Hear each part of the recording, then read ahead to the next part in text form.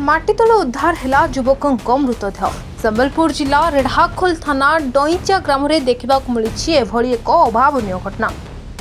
मृतकों नाम बादल प्रधान बोली जमापड़ी। मृतदेहटी घर बाड़ी कड़ू 4 फुट माटी तलू उद्धार कर तेणु यह एक सुचिंतित हत्याकांड बोली संदेह करुछि पुलिस।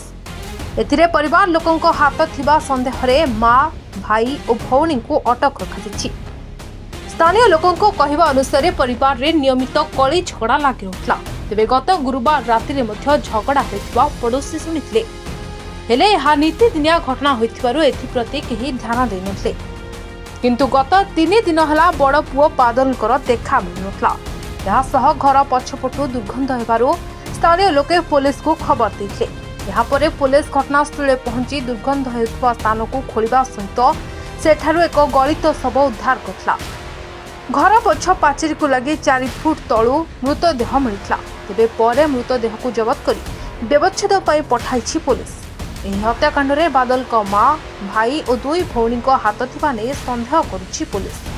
प्राथमिक तदंतर परिवार सदस्य बड़ पुओ को हत्या करिथिबा नै स्वीकार करछन्ति। सेमानकु अटक रखी अधिक पचरा उचरा करा जाउछि बोली रेढ़ाखोल एसटीपीओ सूचना दैछन्ति।